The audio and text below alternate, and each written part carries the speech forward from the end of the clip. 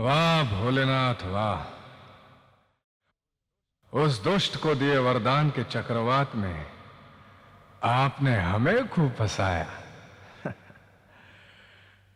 अब किधर जाए और किधर नहीं समझ में नहीं आता। स्वामी,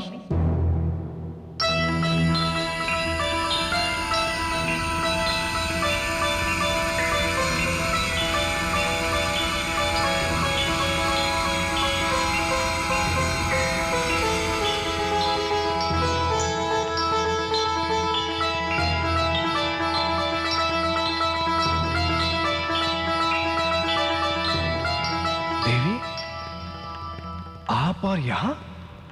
हाँ स्वामी, मैं यहाँ।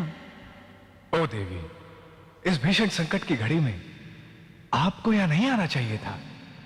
हे प्राणनाथ, संकट की घड़ी में तो पता चलता है कि कौन मित्र है और कौन शत्रु।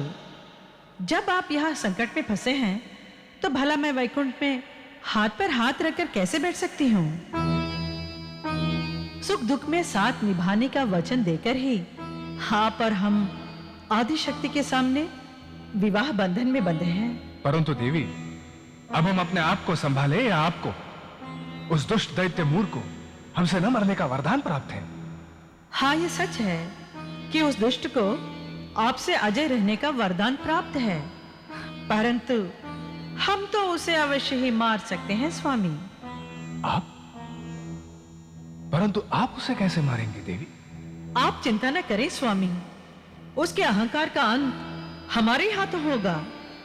जो सुदर्शन चक्र आप नहीं चला पाए वो हमारे हाथों चलेगा। हे नाथ, हमने शिव जी के पास जाकर उसकी मृत्यु का रहस्य जान लिया है। प्रणाम माता लक्ष्मी, पधारी। कहिए, किस कारण आना हुआ? हे भोलेनाथ, क्या आप नहीं जानते? आपके वरदान के मद में चोर हुआ मूढ़ दैत्य जैसे कठोर चरवाहा पशुओं को खदेड़ता है, उसी तरह देवताओं को रौंदता भगा रहा है। आपकी वरदान की शक्ति के कारण भगवान विष्णु भी त्रिकुट पर्वत की ओर भाग गए हैं। ओह, ये तो बड़ी कष्टपूर्ण घटना है। हे महादेव, वरदान तो वरदान ही है और वो भी आपका, परंतु उस भयानक दैत्य को वरदान देने के पूर्व आपने भी तो कोई योजना अवश्य बनाई होगी।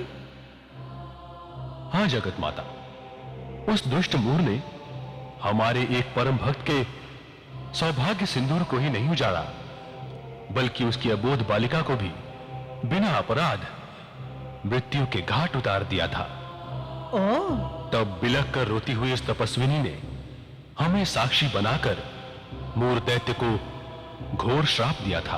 ओ जगन्य हत्यारे, तूने बिना किसी अपराध के मेरे निर्दोष पति और मेरी अबोध बालिका की हत्या की है।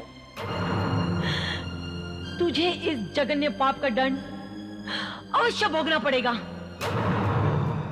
दंड भोगना पड़ेगा। ओ मेरे आराध्य इष्ट देव, घट घट वासी महादेव, मैं आपको साक्षी बनाकर इस महापापी को अपने सतीत्व और तपस्या के बल पर घोर श्राप देती हूं। हे सहार के देवता, यदि मैंने मन, वचन और कर्म से आपकी सच्ची आराधना की है तो भविष्य में जब भी ये दुष्ट दैत्य किसी अबोध बालिका पर अत्याचार करने का दुस्साहस करे तो इस जघन्य हत्यारे की मृत्यु उसी बालिका के हाथों हो। मूर की हत्या किसी बालिका के हाथों?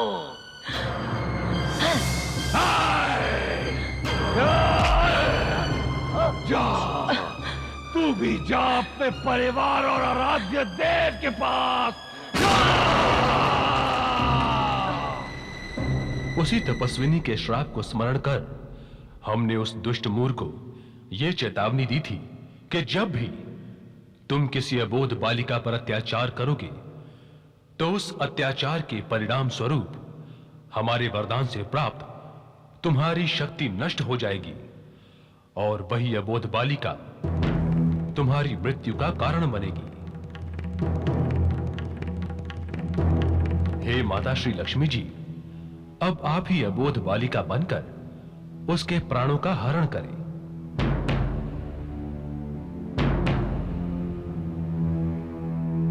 मूर दैत्य की मृत्यु का यही एक उपाय है।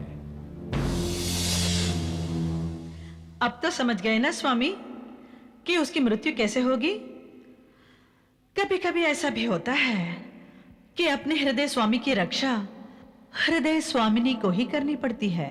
सो तो ठीक है देवी, परंतु शिवजी ने तो उसे किसी अबोध बालिका के हाथों मरने का कहा था। हाँ स्वामी, शिवजी के वचन मिथ्या नहीं होते। उस हत्यारे को एक अबोध बालिका ही मारेगी।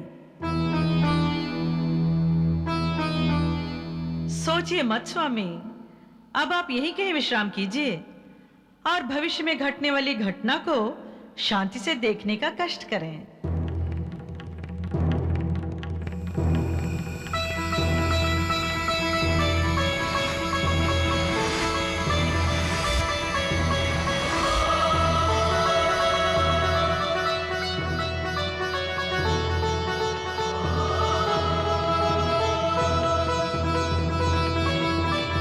कपटी विष्णु, सामने आ, आज तू नहीं बच सकता। हे देव, आपका प्रिय मूर आ रहा है। कृपया आप जाने का कष्ट करें, क्योंकि उसका काल निकट आ गया है। जो आ गया देवी।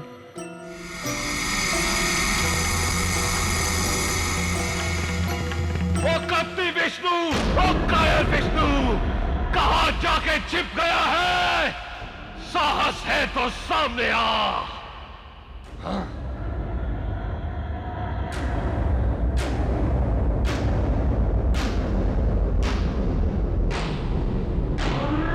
आओ दैत्यराज, आओ।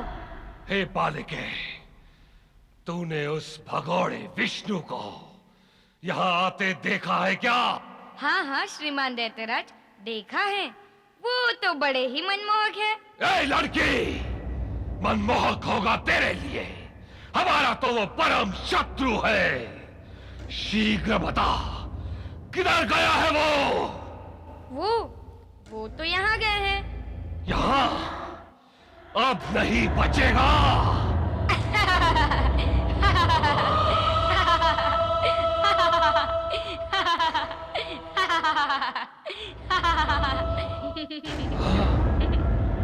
ए लड़की, वहां तो कोई भी नहीं है।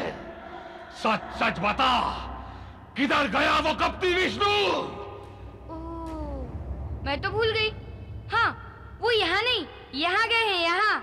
यहाँ? तो ऐसा कहना।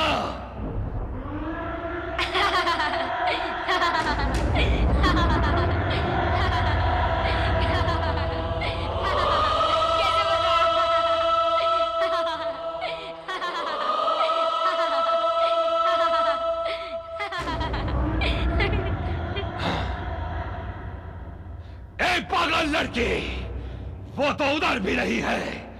क्या ये गुफा खा गई उसे? सच सच बता, किधर है विष्णु?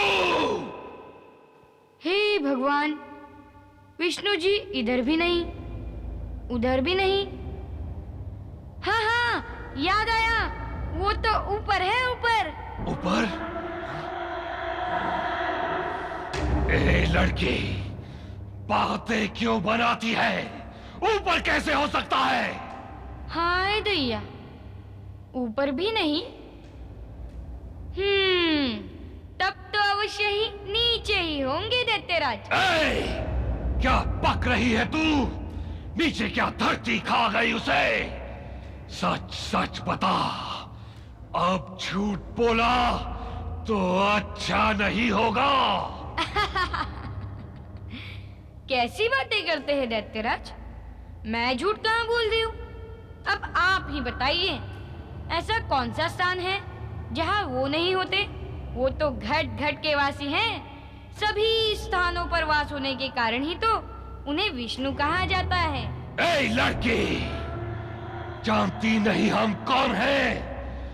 हमें चक्कर में डालने की चालाकी करेगी तो प्राणों से हाथ धोएगी।